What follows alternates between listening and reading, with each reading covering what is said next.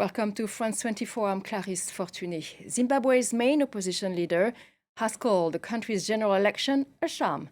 President Emmerson Mnangagwa has been given a second term after winning over a majority of votes in the first round, but this is a false result, according to the opposition. Let's talk now to McDonald Lewanika. He's from the Accountability Lab in Zimbabwe. He's joining us from Bulawayo. Mr. Lewanika, welcome.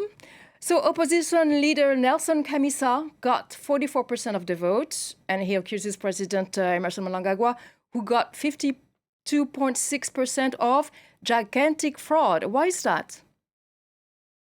Well, there are a variety of reasons alleging that.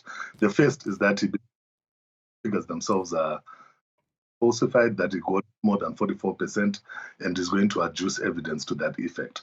So we are all waiting to see the evidence that he's going to present to show that he got more than 44% of the vote. But outside the vote tallying itself, the entire election process has been a bit with irregularities all along, from delimitation, voter registration, access to communities, the integrity of the voters' roll. There have been 1,000 issues wrong with this election, which culminate in that verdict that it is not a credible election.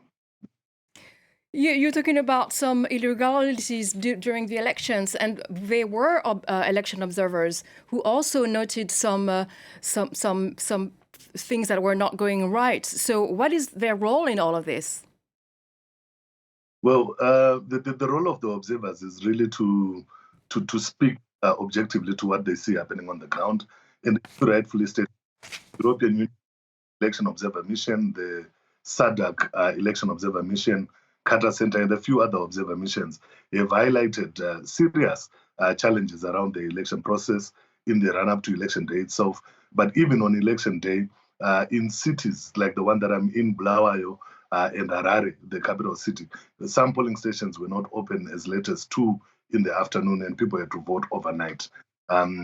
Some of the ballots came late, and some of them were downright wrong. And the thinking is that this was an intention to suppress the urban vote, where Chamisa seems to be popular. And that's part of the case that he's trying to make, that a lot of people were disenfranchised as a result of these, what he calls shenanigans, during election day itself. Observer missions have noted this and have highlighted it. And I think short of calling the election itself a sham, the SADC Election Observer Mission has clearly stated that the election itself did not meet standards that have been set by the regional bloc and other international bodies. Their role now, go back to their principles, report. Hopefully, SADC in this particular case can look into the situation and begin a process that allows the political parties to talk about how we can overcome the illegitimacy challenge that this election presents. I understand the Constitutional Court has already upheld the results. So what's going to happen next? Well, the Constitutional Court has not yet upheld the results. That would be the natural next step for the opposition to go to the Constitutional Court and appeal. But the challenge with court appeals in Zimbabwe is that there are already allegations that the Constitutional Court itself is captured and is doing the bidding of the ruling party. So it does not present much option for the opposition, even though it is on the table. The challenge at the moment is not a legal problem. It is a political one, and it needs to be resolved in a political fashion. This means that at the end of the day, the